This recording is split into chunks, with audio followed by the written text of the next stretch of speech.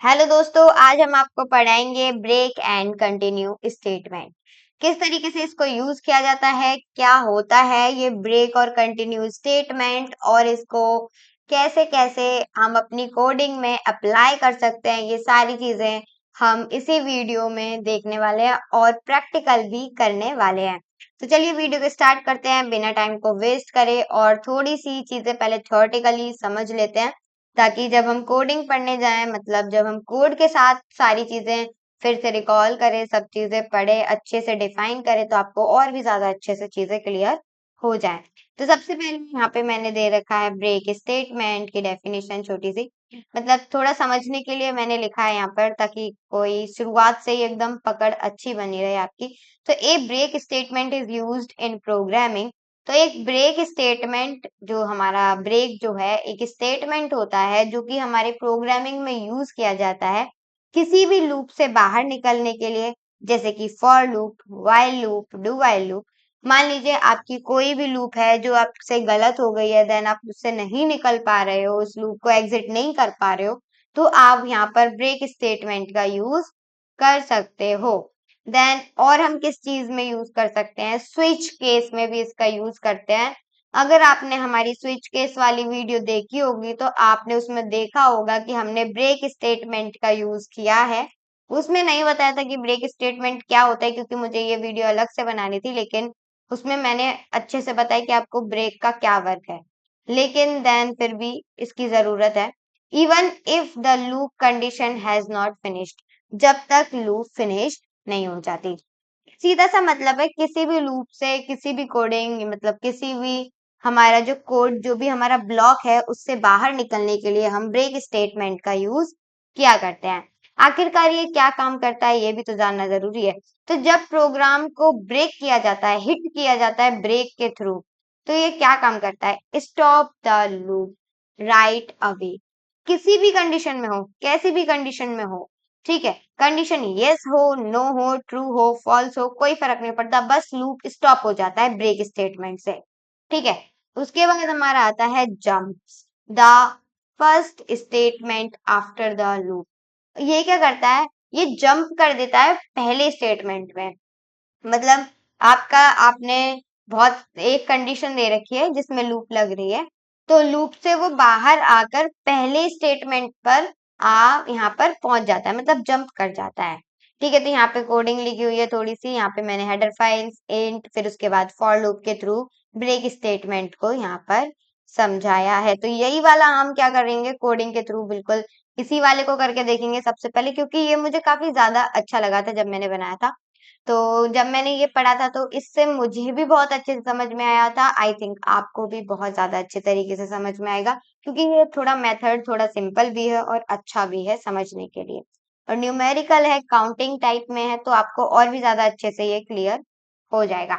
तो यहाँ पे सबसे पहले हमारी हेडर फाइल इंक्लूड करी है, फिर मेन मेथड जो है वो हम हमेशा ही लिखते हैं, क्योंकि ये जरूरी होता है, मस्ट है, क्योंकि इसके बिना तो हमारी कोडिंग लिखी नहीं जाने वाली। उसके बाद इसके अंदर मैंने फॉर, एक लूप होता है फॉर लूप, उसका यूज किया है। यहाँ पे मैंने इंटीजर डिफाइन कर दिया फॉर लूप के अंदर ही, आई नाम का, इसको हमने 1 के बराबर रखा है, और आई जब तक चलना चाहिए जब तक वो 10 से छोटा है, और आई को हम प्लस करते रहेंगे। ठीक है, तो आई अगर हमारी 5 के बराबर है तो क्या हो जाए, वो ब्रेक हो जाए। मान लीजिए 10 तक नहीं चलेगा वो, मतलब जो भी हमारा लूप होगा वो 10 तक नहीं चलेगा, वो सिर्फ 5 तक चल के हट जाएगा, मतलब ब्रेक हो जाएगा बीच में से। करके देखते हैं, बिल्कुल अच्छे से आपको समझ में चीजें आ जाएंगी। तो यहाँ पे हम जाते हैं अपने कोड ब्लॉक्स को करेंगे सबसे पहले ओपन। तो ओपन जाएंगे कहीं भी, अगर टास्क बार में तो टास्क बार में से ओपन करिए, बाकी कोड ब्लॉक्स को सर्च करके ओपन कर लीजिए। उसके बाद हम न्यू फाइल ओपन करेंगे अपनी, जैसे ही हमारा ओपन हो जाएगा तो ये हमारा interface, and then new file को ओपन किया, और यहाँ पर उसके बाद इसको करेंगे सेव। और सेव किसी भी नेम से आप कर सकते हो, मैं इस टाइम ब्रेक नाम से ही इसको सेव कर लूँ, ब्रेक डॉट सी।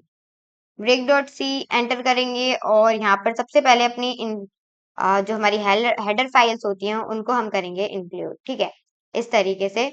तो hash tag include stdio.h int main method को हम करेंगे इसमें यूज।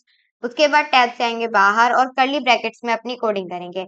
आप चाहो तो इंटीजर बाहर बना सकते हो या फिर सेम एज इट इज जैसे मैंने उसमें दिखाया था उसमें भी आप यहाँ पर बना सकते हो। तो आपकी मर्जी है, मैंने बाहर बना दिया है, आप चाहो तो अंदर भी इसको बना सकते हो। वो एक अच्छा मेथड होता है समझने के लिए, मतलब थोड़ा अट्रैक्टिव लगता है देखने में।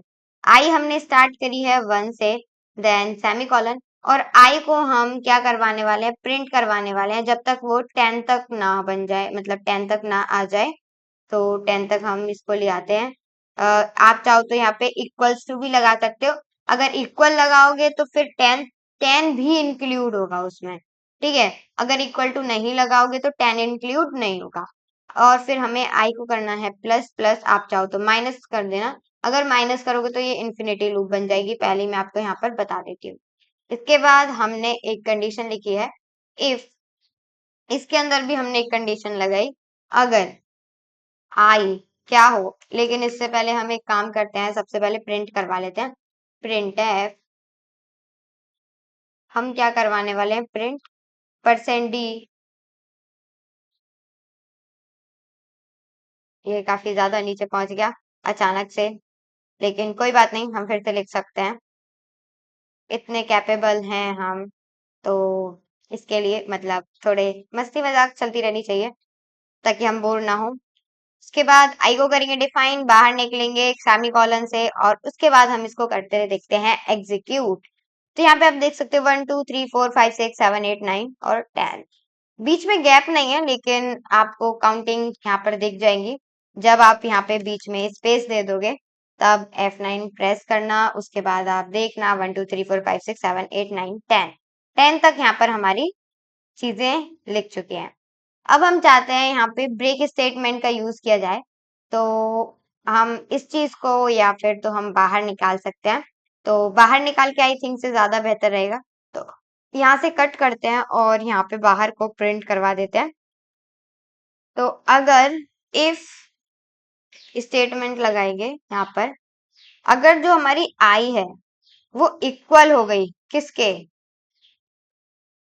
मान लीजिए 6 के इक्वल हो गई, तो हमारा जो स्टेटमेंट है नेक्स्ट, जो हमारा इसके अंदर हम लिखने वाले हैं, वो क्या हो जाए, हमारा ये जो फॉर लूप है वो क्या हो जाए, ब्रेक हो जाए वहीं पे।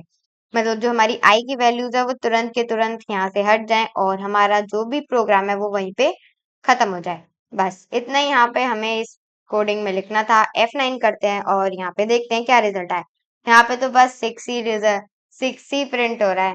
मतलब जैसे ही हमारा लूप 6 पे पहुंचेगा, लूप तुरंत के तुरंत क्या हो जाएगी, ब्रेक हो जाएगी। ये इसका मतलब है यहाँ पर। उसके बाद यहाँ पे अगर मैं इसी प्रिंट एफ को इसकी जगह इसके अंदर लिखूं तो क्या होगा, तो ऊपर लिखते हैं, नीचे लिखने का तो कोई मतलब ही नहीं बनता। We and then print F9। तो यहाँ पे आप देखना सब चीजों में अलग अलग रिजल्ट आपको देखने को मिल जाएगा। तो कई बार आपका ऐसे कर सकता है, जैसे मेरा टाइम लेता है कई बार, आपने कभी कभी देखा भी होगा। जैसे ही हम वहां पर लिखते हैं तो एग्जीक्यूशन टाइम जो है वो बढ़ जाता है, क्योंकि हैवी चीज है, और कई बार जो हमारे लैपटॉप्स वगैरह हैं वो हैंग वगैरह होने लगते हैं, इस वजह से ये सारी चीजें यहाँ पर आपको देखने को मिलती हैं।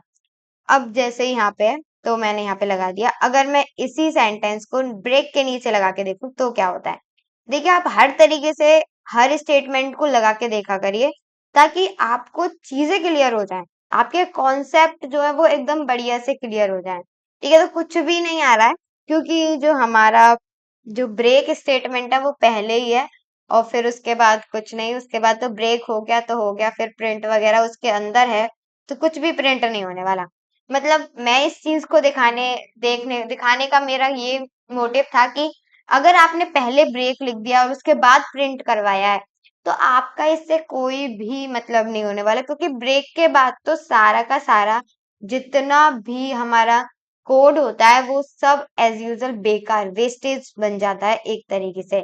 ठीक है, तो ये आपको अच्छे से याद रखना है। आई होप आपको समझ में आ गया होगा ब्रेक स्टेटमेंट किस तरीके से वर्क यहाँ पर करता है। अब हम देखेंगे कंटिन्यू स्टेटमेंट को। तो कंटिन्यू स्टेटमेंट भी प्रोग्रामिंग में यूज किया जाता है, लेकिन ये क्या किया, ये क्या करता है, इसका थोड़ा अलग वर्क है, मतलब ब्रेक के बिल्कुल अपोजिट वर्क है इसका, इसीलिए मैंने ये दोनों एक साथ लिए हैं। तो ये क्या करता है, skip the current irritation iteration of a loop, मतलब कि कोई भी लूप रखा हुआ है उसको ये कंटिन्यू करता है, ठीक है। मान लीजिए बहुत मतलब कोई इन्फिनिटी लूप है तो उसको रोकने के लिए ब्रेक का यूज किया जाता है, और किसी भी कोड को कंटिन्यू करने के लिए हम कंटिन्यू स्टेटमेंट का यूज करते हैं, ठीक है। ये वाली चीज यहाँ पर आप समझ गए होंगे आई होप। तो it does not stop the loop completely, ये लूप को कंप्लीटली स्टॉप नहीं करता, मतलब रोकता नहीं है ब्रेक की तरह। It just skip remain code, ये क्या कर देता है, सिर्फ एक स्पेसिफिक कोड को क्या कर देता है, स्किप कर देता है। किस तरीके से इसका काम क्या होता है ये समझ लेते हैं। When the program hits continue, जब हम प्रोग्राम को कंटिन्यू हिट करते हैं तब क्या होता है, it stop execution executing the rest of the loop, ये क्या करता है, जो हमारा रुका हुआ लूप था, जो हमारा रुका हुआ जो रेस्ट में लूप था उसको एग्जीक्यूट करने से रोक देता है, ठीक है। फॉर दैट मतलब कुछ प्रॉब्लम्स आती हैं, कुछ चीजें ऐसी आती हैं जिसकी वजह से हम अपने लूप को कंटिन्यू में लगाना चाहते हैं तो कंटिन्यू में लगा सकते हैं। ये क्या करता है, जंप कर जाता है नेक्स्ट लूप पे। वो क्या करता है, जो हमारा ब्रेक स्टेटमेंट है वो जंप कर जाता है फर्स्ट स्टेटमेंट पे, वो पूरा लूप को छोड़ देता है। लेकिन ये क्या करता है, ये नेक्स्ट लूप पे हमारे क्या हो जाता है, जंप कर देता है।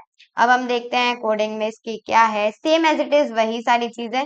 मैंने इंट मेन लिखा, फॉर इंट आई, यहाँ पर इंट जब तक मतलब जो हमारी आई है वो जब तक चलना चाहिए, लूप जब तक चलना चाहिए जब तक आई हमारी 5 के बराबर या फिर 5 से कम यहाँ पर रहती है। आई को हम प्लस कर रहे हैं, अगर आई 3 के बराबर आ गई तो इसको हमें कंटिन्यू करके रखना है, वरना नहीं करके रखना, ठीक है। तो एक बार करके देख लेते हैं इसमें क्या है, उसी कोडिंग में हम थोड़ा सी चेंज कर देंगे बस। यहाँ पे हम लिखते हैं कंटिन्यू, ठीक है। और उसके बाद ये वाला जो हमारा कोडिंग है इसको कैंसिल करके हम लिख देंगे यहाँ पर वी, और यहाँ पे आप देख सकते हो सारे लगे हुए हैं, yes this is doing work well. तो हम 3 कर देते हैं।